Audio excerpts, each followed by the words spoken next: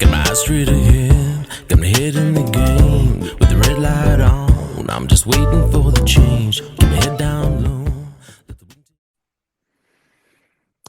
Hi, Jay Fallon. Thanks for listening to The Slippery Slope. So, last year, I'd had a few suspicions that a few things were going on. I thought that the podcast, the Slippery Slope podcast, was being restricted. I had my suspicions about how and why this was going on. I'd received a couple of communications which, to me, seemed to suggest that I was being monitored, maybe not just by YouTube, but also by specific government agencies, I suppose you can call them. And I thought this might have been happening. And a few things that happened with specifically with YouTube, but also with some of the these things that go out on Spotify and that as well. And I thought it must be they must have shadow banned obviously the podcast, and they're putting restrictions on how far out it's the reach is going. And this was confirmed a few times. I think when I had episodes, well, I was getting communications from the main ones from YouTube saying, "Hey, well, we've looked at this episode and it's no longer restricted." The problem is no one had told me these episodes were restricted in the first place, and this had happened 12. One was 12 months, another one was 18 months after they were initially restricted. So basically, I'd done an episode. YouTube had restricted the episode going out. They hadn't bothered telling me. And then, 12 months, 18 months later, look at this. Your episode is now available for the public. Everyone's allowed to go and watch it. Obviously, by then it's too late. If that having things restricted for that long, and this has gone on over multiple episodes, and I think it's I think there's a lot more episodes that have been restricted, and they're just not telling me, and I'm going to find out in the future. Hey, look, if we finally release this episode, look at this. So this has been happening. I'd assumed, going by some things that I've heard and seen, that there were some government, put it this way, government agencies, not to be too, uh, too vague about things, but obviously there were some government agencies, people in government anyway, somewhere watching or monitoring the Slippery Slope podcast to some degree. And I think this is part of the reason why I've had these restrictions going on.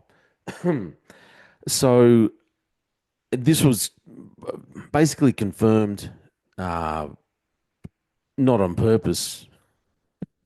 I found out kind of by accident that this is definitely happening, and that the episodes, that the podcast is being monitored.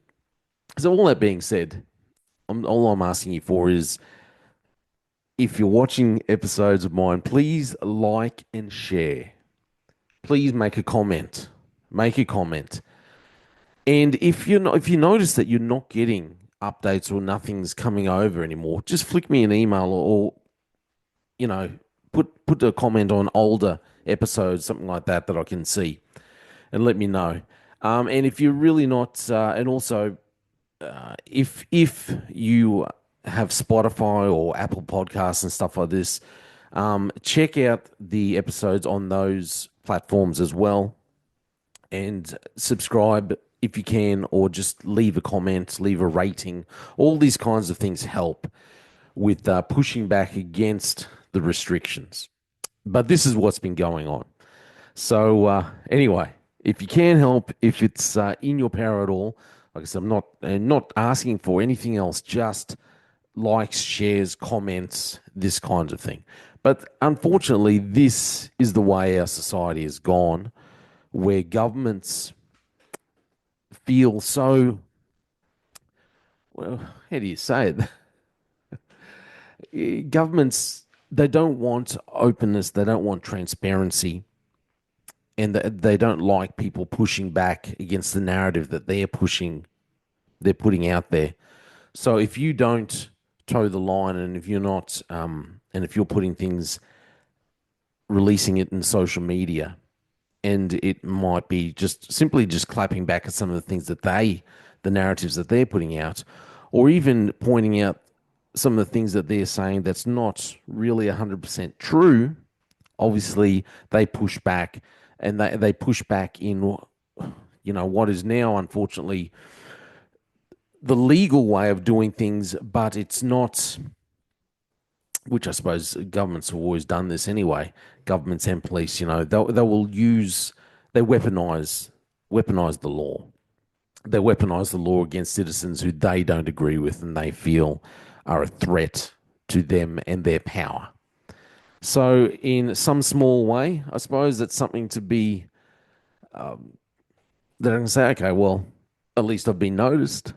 I can be a little bit proud of, I suppose, that someone's taken it upon themselves to push back and to fight back, and it might mean that maybe some of the things that I've said have really hit a nerve, struck a nerve. Anyway, like I said, just like, share, comment, jump on, check out the stuff. Should pretty much be the same on Spotify or Apple Podcasts.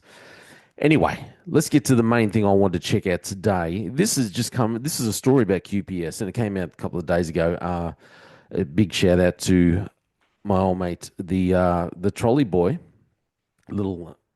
for putting this out there, for flicking this to me. And we'll have a listen to the story, and I've just got a few thoughts that I wanted to share with you.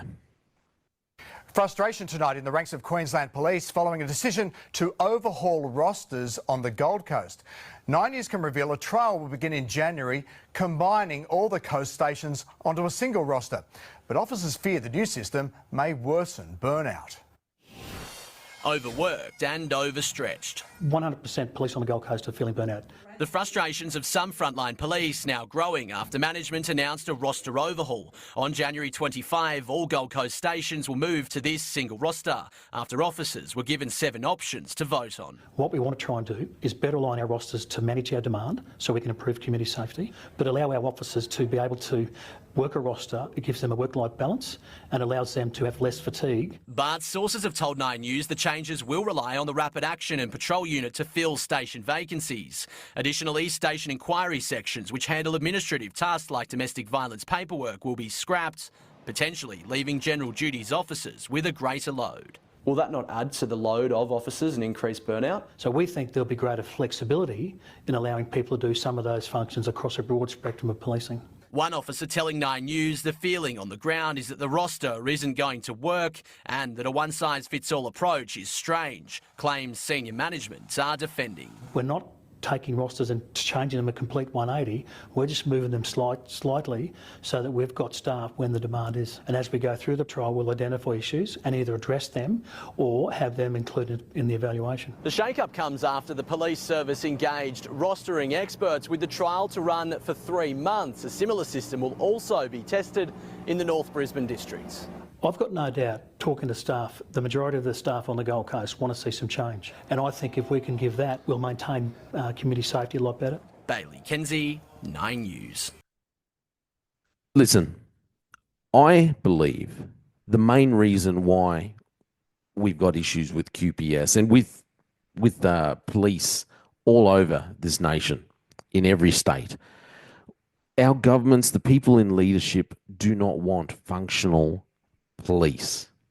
It suits their agenda to have a police service or a police force that is suffering from burnout, that does have all this internal bickering going on. I can only really talk about QPS as far as my experience goes, but the leadership team within Queensland Police Service created an extremely adversarial workplace environment. I'll go back to what happened with the mandates. Police saw how easily it is to lose your job, to be stood down without pay. You're given a mandate, you're given a direction that you don't agree with. You're made to participate in that direction under threat of losing your job, under threat of losing your income. And of course, you're going to go along with that. What other choice do you have? regardless of whether you think it's unlawful or not. So they've created this environment that's made for a very adversarial workplace environment. Now and it's given rise to a lot more, I think, people in the ranks who are a bit more leaning towards dictators and despots. Okay, and you don't have police who are willing to push back against the leadership regarding the rostering changes. The leadership team have caused the issues, have caused the burnouts because we've had so many police, so many experienced officers leaving. And yet they're not willing to deal with the issues at the top. They're not willing to face the issue, the facts, that is the leadership that is the problem. They need a complete overhaul in the leadership. The reason why they won't have a complete overhaul in the leadership is that this is what the government wants, regardless of whether it's Labor or Liberal. This is what they want. They don't want a completely, fully functioning police service. They don't want a police service that questions the government motives or pushes back against some of the government legislation. They just want a police service that will go along, kowtow, and just move along, go along, and just follow the directions of whatever government is currently in order. They don't want a police force, a police service that pushes back at all. And this has given rise to a dysfunctional and a burnout within the Queensland Police Service.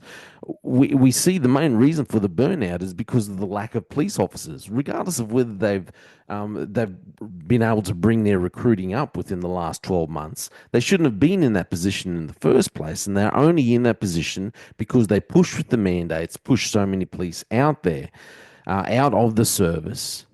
They created this adversarial workplace environment, and now they're paying the price for that environment that they created. The way I see it is that government doesn't want a properly functioning police service. They want a police service that just toes the line. So they're all very willing to have police who are constantly in burnout, who are constantly in fear of losing their jobs, who do not want to push back too much because, you'll be stood down. They've caused this problem. That's not to say that I don't think trialing the roster is a bad thing to do, but at the heart of it is the burnout, which is what they've caused. But now, as I've said before, they cause the problem and then they say, "Oh, but here, let us now fix the problem that they caused," but they don't want to admit that they caused the problem in the first place. But I think this has all been done on purpose anyway, because this is the type of officer that they are chasing. They're chasing, the government at large is chasing police officers that do not push back too much and just toe the line for the government agenda. That's my opinion. Let me know what you think. I'm Jay Fallon. Thanks for listening to The Slippery Slope. Got my eyes straight ahead, got my head in the game with the red light on. I'm just waiting for the change, got my head down low.